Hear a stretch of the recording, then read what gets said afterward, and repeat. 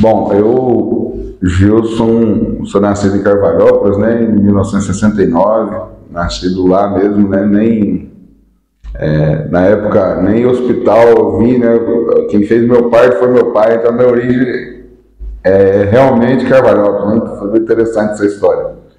E depois disso, né, fiz escola primária, ensino médio aqui em Machado, posteriormente saí para estudar fora, fiz a faculdade de zootecnia, isso em Paraguaçu Paulista, terminei o curso de zootecnia, fiz uma licenciatura que eu era só bacharelado, depois acabei fazendo licenciatura e foi esse concurso, né? Aí eu fui para o lado do concurso público para ser professor e nos concursos que eu fiz, acabou que eu passei no concurso aqui em Machado mesmo e acabei ficando aqui no Instituto, isso já há 26 anos atrás.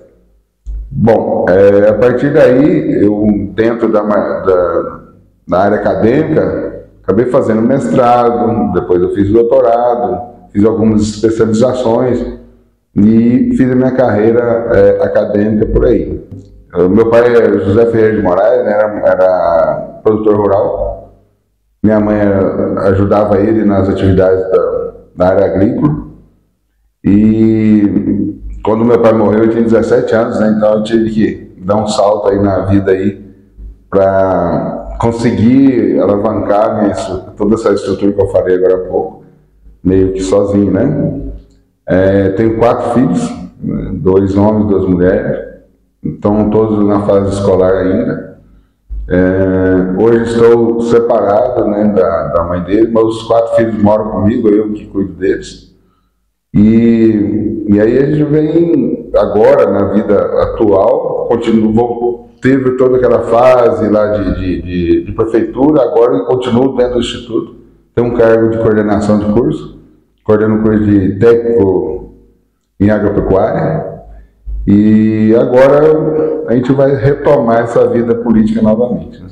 Como é que você se despertou político? Como é que foi sua trajetória até ser prefeito da cidade? É interessante que parece que isso já está com a gente desde nas primeiras formações, né? Tem um fato que eu sempre conto.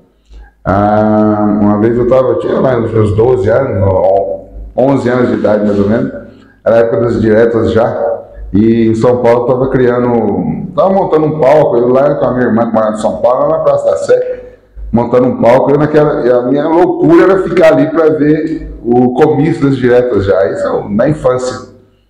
Então a minha irmã ainda me despertou muito a ideia, parece que você gosta de política, e realmente já está ali, né? Depois fui para a faculdade, e na faculdade participei dos movimentos estudantis. Fui presidente de diretório acadêmico, fiz parte dos projetos da Uni na época, né? A gente viajava, participando aí dos eventos todos da Uni. Então, assim, ele já foi lá atrás, né, na parte estudantil. Depois que eu entrei aqui no Instituto, aqui, na questão local, Carvalhópolis, na época passava muito uma situação muito delicada, a gestão na época era muito, eu chamo até de ditadura na época lá, e isso foi despertando aquela revolta com aquela situação que estava. E aí a gente começou a mobilizar grupos para debater e trabalhar contra aquela situação que está no momento. E daí surgiu o partido político, a estrutura de grupo, e aí daí a gente começou a trabalhar realmente uma possível candidatura, na época lá. E isso foi em 2000, né? E aí realmente a gente não manteve todo o grupo, coeso na época, que é normal quando vai chegando perto de política, alguns acabam desistindo daquele projeto, outros ficam, outros entram. E acabou que alavancou toda aquela candidatura em 2000, depois a gente acabou assumindo essa prefeitura em 2004, né? Foi a eleição foi em 2004, início de 2004, então teve um ano, próximo de um ano de gestão, o Zequinha prefeito, eu de vice, e depois a gente foi para a reeleição e teve mais 4 anos da mesma chapa, né, Zequinha e Gilson. A partir daí, o Zequinha saiu, que já não poderia mais, esse mano contou como mandato, e aí entrou eu como candidato, e o José Macedo de vice. E aí nós ficamos 8 anos. E aí foi toda a história que está lá em Carvarópolis hoje. Até que hoje, quando o pessoal me chamou para voltar, teve todo esse anseio de volta aí, é justamente para a gente trazer um pouco daquilo que foi feito lá atrás. O que te motiva a voltar? São duas coisas interessantes. Primeiro, eu sempre tenho falado o seguinte, como eu estou falando aqui, meio que nostálgico, né, contando coisa antiga, dessa época lá anterior. E hoje não está muito diferente do que está lá atrás. Então hoje tem um grupo político lá que é o mesmo da época, quando a gente fez todo esse projeto lá atrás, é o mesmo. E a atuação hoje está muito parecida. Então as pessoas agora estão com medo. Quando a gente vai falar de política na Europa, a pessoa fica olhando do lado para ver se tem alguém vendo. Então o pessoal está amedrontado, com medo de punição, essa coisa toda. Então isso é um dos motivos. Foi lá atrás e está sendo novamente. Né? Segundo ponto extremamente importante é que, como gestor municipal, a possibilidade de projetos maiores, projetos que vai abranger um número de pessoas maior, às vezes regional, né? Tem um exemplo lá do Cidersul que nós conseguimos fundar lá em Carvarópolis, que é o consórcio, 17 municípios da região, né, envolvidos ali no projeto desenvolvido em Carvarópolis. Então, assim, tem muita coisa grande para ser feita, tem muita coisa, tem que ser mais ousado. O que o Carvarópolis está vivendo nesse momento é uma falta de ousadia, falta de empreendedorismo. E a proposta nossa é totalmente ao contrário, é realmente colocar para rodar, fazer o Carvarópolis voltar na pauta regional, né, do desenvolvimento. Eu peguei parte Lula, parte Dilma, né? Sim. Isso. Então havia uma sintonia, você é do PT. Por que você mudou para o PDT? Então, havia uma sintonia, mas também eu vivi um momento muito delicado lá atrás. Teve uma crise de 2008, logo que eu entrei no governo, os 2 primeiros anos foi extremamente conturbado. Uma crise, não tinha arrecadação, para pagar o 13º foi uma dificuldade, a gente teve que ajustar tudo. Então, realmente, foi dentro do meu partido, mas teve momentos extremamente difíceis também na época. A questão da mudança para o PDT foi questão mesmo local. Então hoje tem um grupo do PT e tem algumas pessoas que não queriam ficar no PT mais, do mesmo grupo político. A opção de ir para o PDT, eu queria um partido mais de centro, voltado mais para a esquerda. Então eu acreditei muito no projeto do PDT. E nisso, como a gente já tinha pessoas também com a mesma ideia, formou-se um grupo. Hoje a gente tem um partido já bem estabelecido, com número de candidatos a vereadores prontos já para disputar a próxima eleição. Então, tem os pré-candidatos a vereador, eu entrando como pré-candidato a prefeito, o partido já nasce estruturado, né? Já nasce com um projeto bastante interessante. Tem várias áreas lá, né? Hoje, se você fizer uma avaliação em Carvarópolis, a área de educação, ela veio vindo até certo ponto estável, né? Mas tem coisa muito grande para ser feita. Por exemplo, de escola integral, né? Que isso tem hoje projetos do governo aí sendo instalados em vários municípios, lá não tem ainda. Qual que é o pecado maior lá? Que está muito no esporte. O esporte de Carvarópolis está assim, totalmente desativado. Parte da cultura extremamente desativada. E eram áreas, né, principalmente a cultura, que a gente tinha ela como prioridade, não que todas são prioridades, mas ela fazia bem parte do contexto nosso diário ali, né? Tirando assim especificamente, né, você pode falar de uma forma mais global, é a questão de geração de renda, né? Sempre foi, nem sempre será uma demanda, porque a população cresce e assim por diante. E aí hoje o pessoal está migrando muito, né? Você nasce em Carvarópolis, forma e vai embora, nasce, forma e vai embora.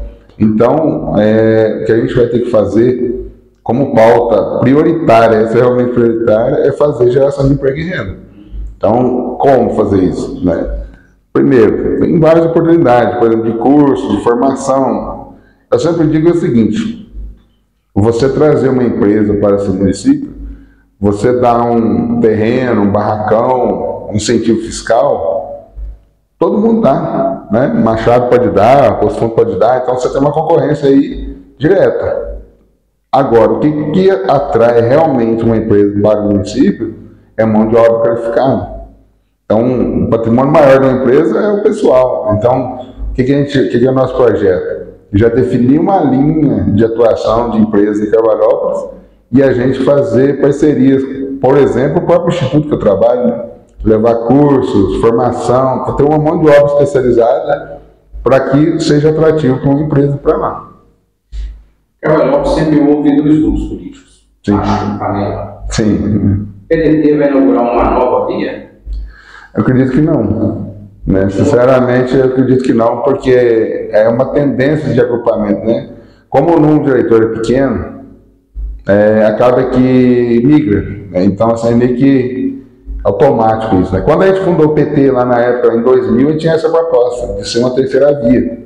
E por final, acabou que nós não conseguimos ser a terceira via. Acabou que a turma lá tinha um grupo político, acabou se aproximando. E para a gente levar o projeto adiante, a gente ganhou a eleição e fazer o projeto acontecer, houve a necessidade de se agrupar de um lado. E foi o que aconteceu, e hoje vai acontecer a mesma coisa. Qual foi o grupo que o PT entrou? O Tacho ou a Panela? Na época era o Tacho, né? E hoje também o PDT do Tacho, né? É o mesmo grupo. Entre aspas, aí tem algumas pessoas que migraram do Tacho para lá e vice-versa também, da Panela para cá, mas isso é natural também, né? Política. A tradição de Carvalhópolis, então, o Tacho está mais à esquerda, Panela à direita. Sim, pode fazer esse paralelo aí, sim. Né? Hoje o governo que está local lá é bem voltado para a direita, né? E você pode ver os deputados que atuam, todo mais à direita. E o nosso grupo é mais voltado realmente mais para a esquerda. Sendo que hoje a gente tem um diálogo bom também com a direita, né? Nós não somos extremistas, né? Então, eu trabalho com um deputado que é da direita também. Então, por isso eu tenho que alavancar muito isso, que a gente tem uma boa relação com todos.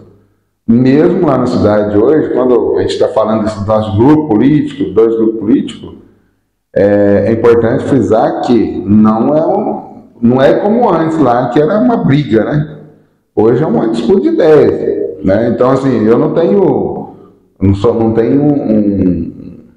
como fala assim, briga, eu não sou inimigo deles, né? A gente está numa disputa de ideologia, isso é realmente para um alinhamento, o meu jeito de trabalhar é de um jeito, deles é de outro, e aí eu acho que a nossa proposta é bem mais ousada que a deles. Mas isso não significa que nós somos inimigos. Inclusive, o meu filho é amigo do filho do prefeito. O filho do prefeito vai na minha casa, o filho vai na casa do prefeito atual. E nós somos adversário político. Então, essa história daquela rivalidade extrema, né? Isso já não existe mais naquele nível que era lá atrás. Né? Então, acho que isso é extremamente importante. Na experiência, né? Essa experiência que você colocou aí, eu sempre trabalho pensando um pouco de ter o pé no chão, ser ousado, mas sempre com o pé aqui. Tanto é que o meu vice lá nos 2 mandatos era o José Macedo. O José Macedo já era um cara extremamente experiente de gestão, foi diretor do Instituto por dois mandatos. O termo da frase era com experiência. Né? Então a experiência do José Macedo, mas a minha ousadia ali no momento, eu não faltou o termo.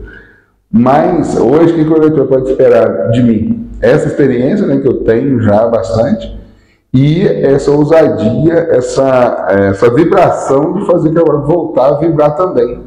Cabral foi referência, eu lembro, foi imprensa lá, não para falar mal da cidade, para ver os projetos nossos. Teve projetos lá na TV Cultura, acompanhou um estudante lá, nossa escola lá, desde o estudante lá saindo da casa dele, o transporte, o que a escola oferecia. Então, assim, foi em rede nacional, né? A IPTV, por vários momentos, esteve lá mostrando os exemplos nossos lá. Então, o Carvalho foi referência num momento aí. E esse momento exatamente que a gente está na gestão. Hoje, o Carvalho está apagado regionalmente. O Carvalho não tem uma referência, assim, para ser falado, né? Eu sempre comparo um pouco o Turvolândia, Cavarópolis, né? Turvolândia era espelhado um pouco o Cavarópolis. Hoje, Turvolândia deu um salto em termos de financeiro, de investimento, e Cavarópolis estagnou. Então é isso que a gente tem que fazer. Para fazer aquela geração de renda, tem que fazer a economia de Cavarópolis subir de novo. E esse é o projeto. Não deixando de lado o dia a dia, né? Que são as questões da educação, da saúde e assim por diante, né? Agora, essa ousadia tem que ter. E a experiência que eu tenho lá atrás é que vai me trazer respaldo para fazer isso.